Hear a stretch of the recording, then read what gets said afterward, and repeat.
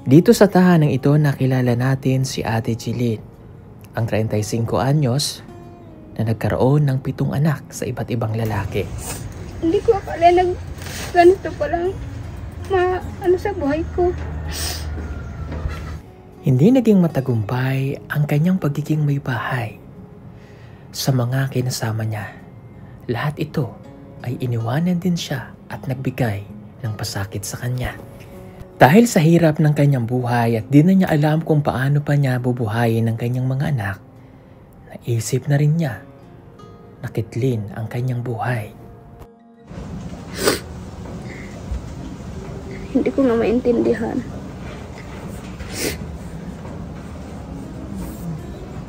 Kamatay ka, tapos yung mga anak mo, kawawa naman. Tinitiis ko lang. No, andar mong Panginoon para sa akin. Hindi na po niya ako pinapabayaan.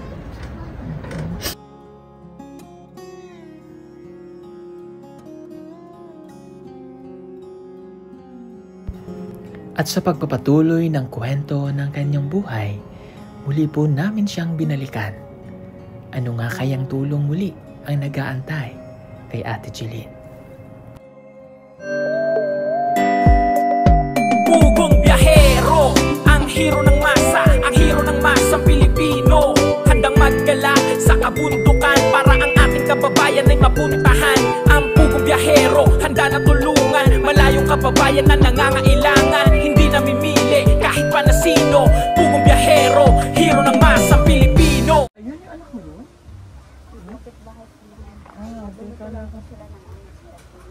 Saging. Ano pa? Pasok tayo dito. Bakit saging? Saging. Ginawa ko na lang banana fries. Hello. Nagluluto. Ano nagluluto mo? Ay, wow. Sarap. Ha? Alam mo inuwan niya? Nagluluto mo? Ha? Mausok ba eh? Oh. Sige, nahihiya sa akin. Nasaan itong isa mong anak? Itong dako na. Doon pa sa siya, nag-ano dun sa bukid. Sayang, hindi ko siya nakikita para sana nakakausap ko eh. Kailan ba siya nandito? Yung lalaki po? Oo. Lalaki ba yon? Babae po yung Yung first, tapos yung second po, lalaki po. Okay. So yan, magandang hapon po sa inyong lahat mga kababayan. Ito po yung bahay ni Ate Angeline. Yan, bahay ni Ate Angeline. So ito yung last na vlog natin. So mayroon po siyang maliit na anak dito. Ito po ay 2 weeks pa lang? 3 weeks po. 3 weeks. Opo. Anong pangalan yan? Gerald po. Saan mo sinunod yung pangalan? Yung pangalan na yung artista po yung pinapanood. Ay! Gerald Anderson po. Ay, wow! Favorite ko po yung artista. Pabilito mo si Gerald? Opo. Ano namang si Gerald? Kasi sana maulit muli nung 2008 pinapanood ko Ayan, po siya. sana maulit muli. Tingnan mo tuloy. Opo. Di na ulit-ulit. Ano? Opo. Naulit-ulit yung nangyari sa'yo. Ulit yung Okay. Siya daw si Gerald. Oh, wow. O, kamusta? Ano yung mga pinalit mo dito sa nahatag sa'yo? Nagbili po ako ng bigas po, dalawang tag 25, tapos yung nilagyan ko po ng tubig. Lalagyan ng tubig. Nagbili po kasi mahirap po dito pag umulan, wala pa kami nilagyan ng tubig. Opo. Okay. So, nagpakita na ba ang kanyang ama? Kasi nanonood daw siya ng yung pag-interview mo sa akin, parang daw siya. Kasi totoo naman talaga, pag panganak ko, wala ka naman dyan eh. Pag tuwing Pasko, wala ka, hindi ka rin nagpakita sa akin. Nasaktan daw sa sinabi ko na ganon. Ngayon lang daw na na-realize na ganon, parang wala naman siyang kakayahan na pati sa sarili niya, pinapabayaan niya. Itong ama niyan? Opo. Napunta dito? Yung pag Martes yung pagpunta ninyo dito, tinignan niyo yung bata po. Okay. O tapos, ano sabi niya? Babalikan ka na niya? Hindi po.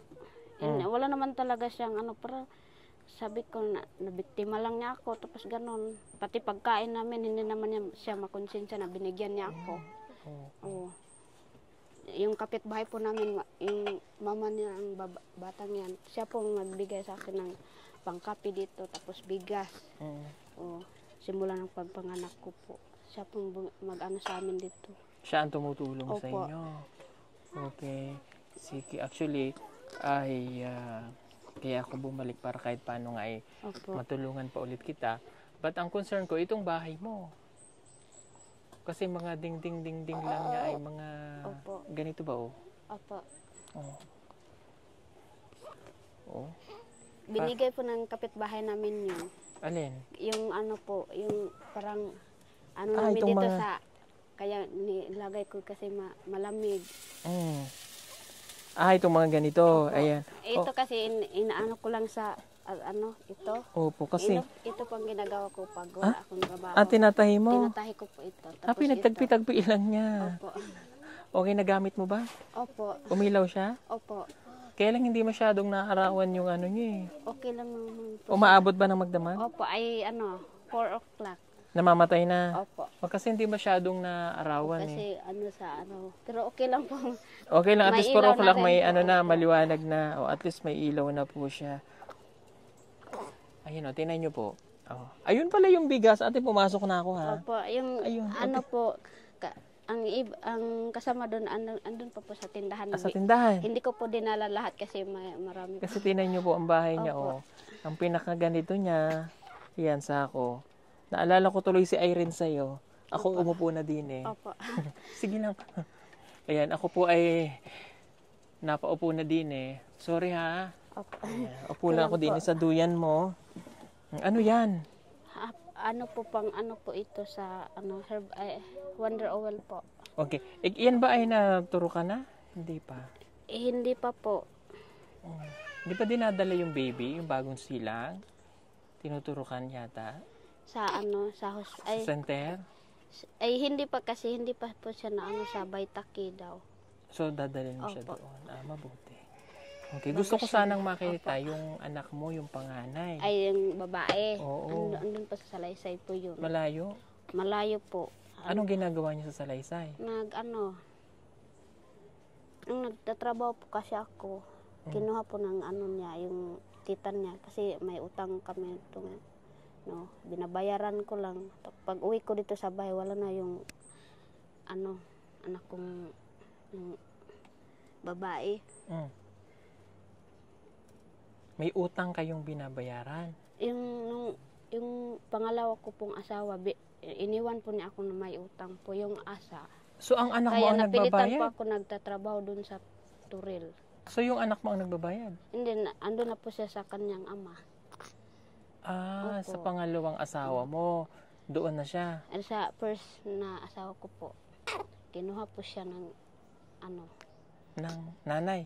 yung kapatid ko po, pinakuha Teka po muna. siya dito. Teka muna, naguluhan ako bigla. Yung anak mo na kanino ngayon? Yung babae? Sa po niya, sa yung tatay po. Kasi niya na, andun daw ako sa Turil, tapos pinakuha po niya yung bata dito sa akin.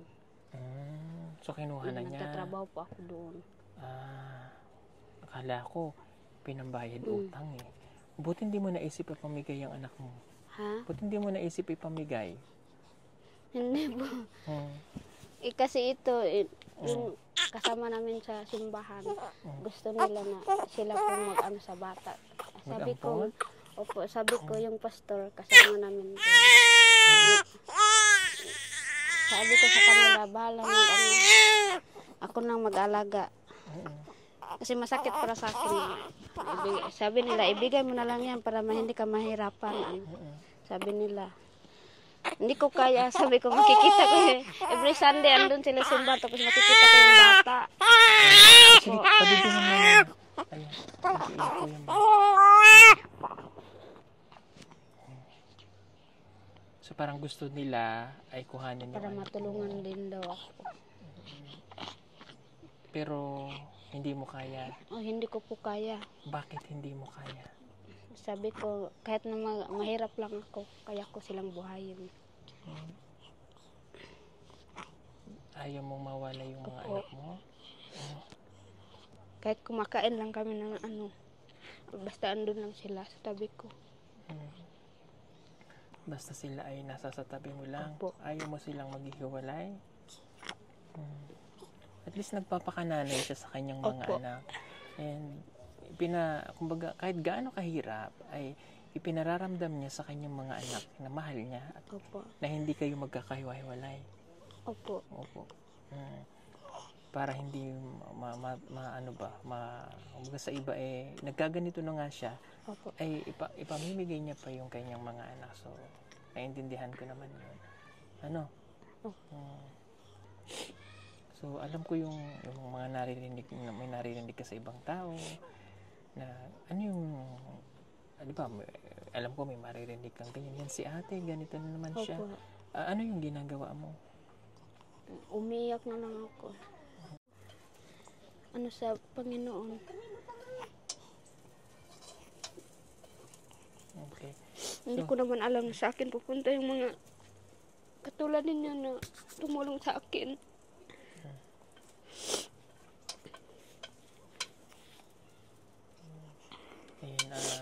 Kami naman, hindi, at huwag po nating ihusgahan o i-judge si ate Angeline dahil nangyari ito sa kanya.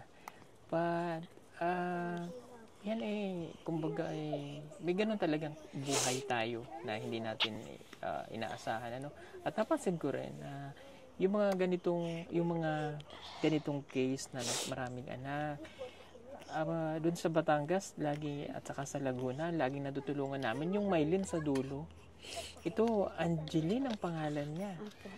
Nagsimula kami kay Jenilyn, Opo. Evelyn, Angeline, ikaw. Opo. Ang dami, at ang dami. Siguro talagang itinatadhana ng Panginoon na ikaw ay matulungan. So, anong plano mo dito sa bahay mo, ate? Kasi yung pastor namin, nung nakaraang taon po, yung July, tinulungan po nila ako. Tapos yung Bantay Bukid na kakilala po nila, kagawad po. Kasi dalapan po siya po ng plano ng ministro namin sa simbahan.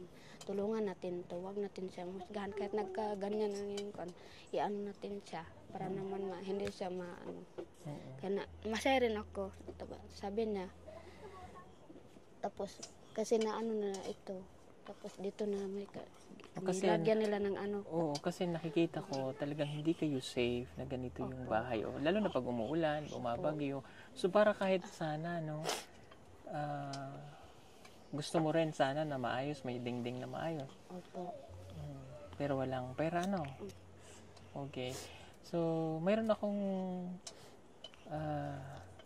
ibibigay na tulong para sa iyo. Opo. At ang naisip ko dito sa bahay niya ay baka kasi hindi ito lupa mo, di ba? Opo. Okay. At baka may time na mapaalis siya dito. Opo. So at least nakikitira ka pa lang. So at least kahit sa temporary house nila, gusto kong maging komportable ka. Opo, sir. Okay? Opo. So para yung mga anak mo ay maayos yung matitira ninyo, mayroon kayong bagang dingding na maayos. Malamig kasi pag umuulan, tapos yung hangin na doon. Sa baba, Opo, sa pag oo. umaga na, yung alas 6, napakalamig po. Kasi lang. Oo, kasi bundok na yan sa kabila, gubat na. Opo. So, ang gusto ko ay kahit paano ba maayos yung bahay niya? Ano? Po? Kahit paano maging maayos ba yung dingding mo? Ano? Gusto mo ba yon? Opo. Okay, sige, meron akong ibibigay sa yung pera. Ha? Opo. Ang ibibigay ko sa yung pera, hindi galing sa akin, kundi galing sa aking sponsor. Ha? Okay, alam ba kung magkano? Hindi pa. Sige, iganon mo yung kamay mo, ate. Ha? Ayan. Ito po ay tulong ng ating sponsor, no? Thank you po kay Sir Paul and Ate Mabel. Marami pong salamat. Sige. Ika-count ko sa kamay mo, ha? Iganon mo yung kamay. Sige. 1, 2, 3, 4, 4, 5, 6, 7, 8, 9, 10, 11, 12, 13, 14, 15, 16, 17, 18, 19, 20, 21, 22, 23, 24, 25, 26, 27, 28, 29, 30, 31, 32, 33, 34, 35,000 pesos. Salamat po, sir. Hindi po nga ako marunong bibili ng pang yung dingding. Hindi ko nga kung paano Hindi- doon. Hindi mo rin alam kung paano Opo. mag... Kaya nga, ganito lang. Tapos yung mga reject sa nilalagay ko lang. Okay, ano ba yung gusto mong dingding dyan? Ng po. So, parang ganon. Amakan? Amakan po. Para at least malamig? Opo. Okay, sige, ganito. Okay, magti-thank you lang ulit ako sa ating sponsor kay Sir Paul and Ate Mabel. Okay? So, at least para mapaayos mo yung bahay mo, ha? Oh, at least para kahit paano ba maluwag na sa pakiramdam mo, no? At wag mong isipin na nagkaganyan ka na, Opo. no? Ganun na lang, ha? Oh, masaya ka ba? Masaya po. Kasi hindi ko na-expect na sa darating na tao na may tumutulong po sa akin. Kasi lagi po akong na-stress kasi yung bahay ko po, marami kasing taong dumadaan dito kasi binubuli po yung bahay ko. Parang bahay ng baboy po. Sabi ko, pag may pera ako, makabili na ako ng bilhan ko po para na siya tingnan, maganda na tingnan. Tapos sabi na, magbili ka ng kurtina, tapos ilagay mo rin kasi pangit naman tingnan. Okay lang po. So, at least mapapaayos yung Opo. bahay, ano? Okay. So, ako, actually, nung unang nakita ko nga sinend sa akin ni Paul yung bahay niya, sabi ko, bakit naman ganun? Parang bahay ba ng baboy? Opo. No, akala ko, dyan Kasi sila nakatira, yung pala kasi may ito tao. sa, Baboy? hindi po. CR po yun. Ayun sa, kaya nga yung pastor namin, para maanuhan. Kasi Takpan. pag may doon kasi sila, nakakadiri daw kasi may Diba? septic May septic tank. Kaya nga ganito na lang ang At least nilalagyan nila ng sahig may po. unang tumulong sa iyo, ibig Opo. sabihin talagang gumagamit ang Diyos ng mga Opo. taong tutulong para sa Masaya iyo. nga sila na napanood nila yung sabi nila nga dapat magpasalamat ka sa Panginoon. Tapos ginamit sila na mga vlogger na tumutulong sa iyo. Ikaw ba ay may mga nagawang pagkakamali before? Po. Mayroon ka bang mga pagkakamaling nagawa dati sa buhay mo? Ito lang po pagbuntis ko po nito nung nagtatrabaho po ako doon sa Turel. Halos nga puntahan ako dito tapos may ganon.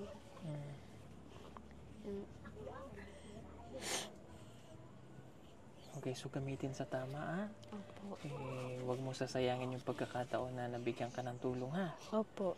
Wag mong gagamitin sa, like for example, sa sugal, no? Kailangan pagbalik ko dito, makikita ko Opo. na may nagbago, meron ka bang makakatulong?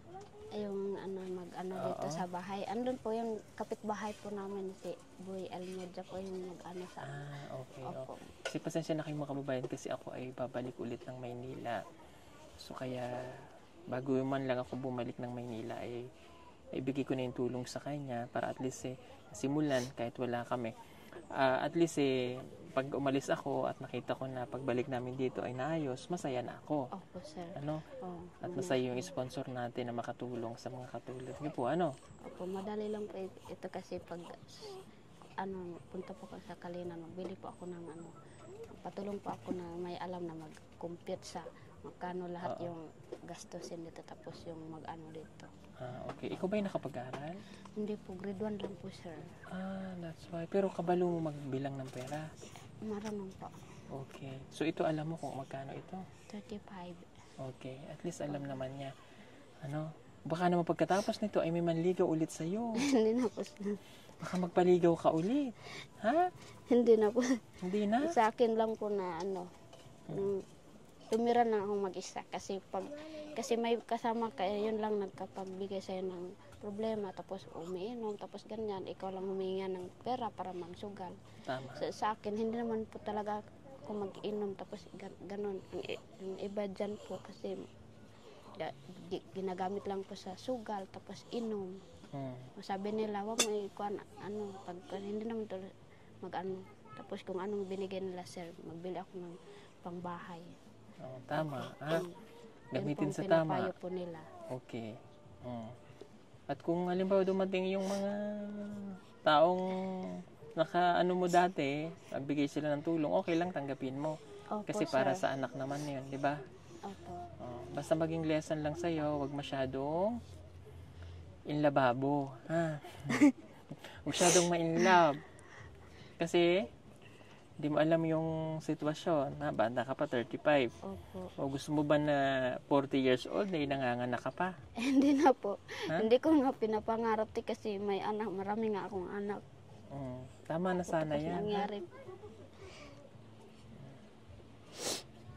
Tulog na yung bata. Pabinyagan mo yan, ha?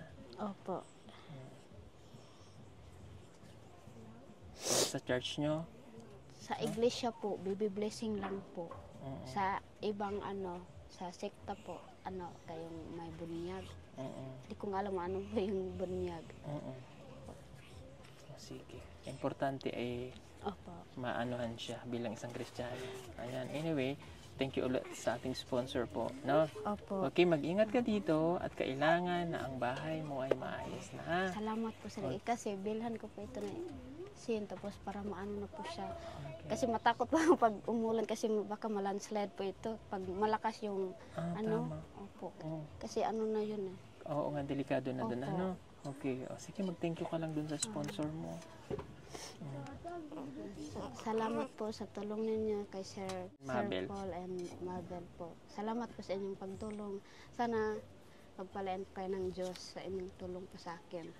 At maraming salamat sa nagsusubaybay sa Pugong Biyahero po.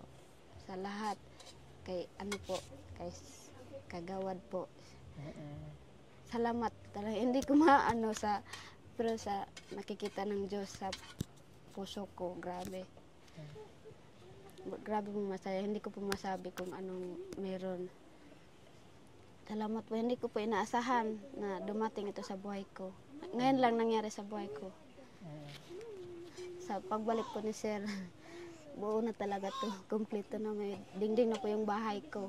Hindi na po ako matatakot. Gabi po. Salamat po. Ayan. Okay. At thank you din po sa lahat ng mga nag-sponsor sa atin. At mag-thank you lang kay Konsehal na nagsama po rito sa amin. Yan, maraming salamat. Thank you. At sana po ay huwag kayong magsawang tumulong, ha? Ayan. Hindi man kami palagi ang kasama, but makatulong. Ayan. At kunin ko na rin yung opportunity para ulit mag-thank you, no? Sa napakabait nating sponsor po kay Sir Paul and Ate Mabel. Maraming salamat. At isa rin siya sa mga tumulong dun sa magkapatid na po kay Nadali, no? Ayan, na tinulungan din, nagbigay din po sila ng tulong para doon. Marami pong salamat. Ito po. Thank you sa lahat ng charity viewers natin na tumutulong po sa amin. Maraming pong salamat. At di ko na pahabain yung vlog natin at nagpapatulog si ate ng kanyang anak. Ayan, marami pong salamat. At babalik ako dito at titingnan ko, ha? Opo, kung sir. maayos ng iyong bahay, ha? Opo. Okay? Salamat po mga kababayan. Okay? Sige po, marami pong salamat. God bless sa inyo. Bye-bye. Anong niluto nila? Kamote? Yung saging po, sir, ginagawa nilang banana fries po, sir. O, nasan yung mga bata? Alika, luto na. Alika. Paul, Paul. Dali, luto na. Luto na. Oh. Ayan. Nagluluto po sila ng ano. Ayan, ito po ang... Ay, kasi yung likod.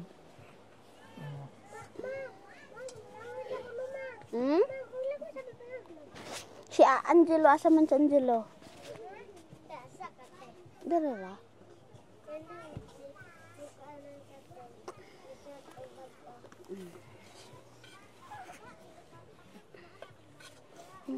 Kainin niyo yung bi? Ha? Oh, sige. Hipan mo. Ito po isa sa mga anak niya. Ayan, oh. Anak mo ito. Opo. Oh. Oh, hipa. Ano yung luluto nyo? French fries na saging. Opo. Apa. Wala, hihip. Para kayong si Aiza. Oh, wala, hihip, be. Ako, hihip. Puso kaayo ba? Teka, hihipan ko muna. Ako na maghihip, ha? Dala, Amoy usok na tayo. din. Oh, ayan, nag-apoy na. Jela. Asa sa Angelo? Oh. Ayan, Pasudlabe, gutom pasudlabe. yung mga bata, yun ang kanilang kakainin. Healthy naman, okay yan. O, ano yung butang mo, Day? Mantika. Para maluto agad. Ang galing na mo magluto. Ilang taon ka na? Pila edad mo, Day? Ha? 10? Antay na kayo. Oh. Si Aiza 8 years old na. Pagluto na rin to siya. Oh, wala, sige. Pagluto kayo at may makain tayo. Nakakatuwa naman kayo. Sarap. Lami.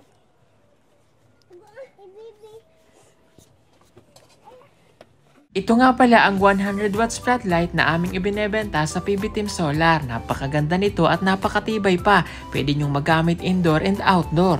Napakaliwanag na nito at talaga namang magiging maganda ang bakuran ninyo lalo na kapag kagabi at hindi nyo na kailangan gumamit pa ng kuryente. May kasama na rin itong remote para ma-set ninyo kung anong oras nyo lamang siya gustong pailawin at pwede nyo rin siyang iset ng automatic. Advisable din ito kung mayroon kayong malalaking farm na gusto nyong pailawan sa gabi. At para naman makatipid sa loob ng bahay ninyo, pwede nyo rin itong gamitin sa mga kwarto. Kaya ano pang inaantay ninyo? Mag-order na po kayo at mag-message sa aming messenger account at PB Team Solar.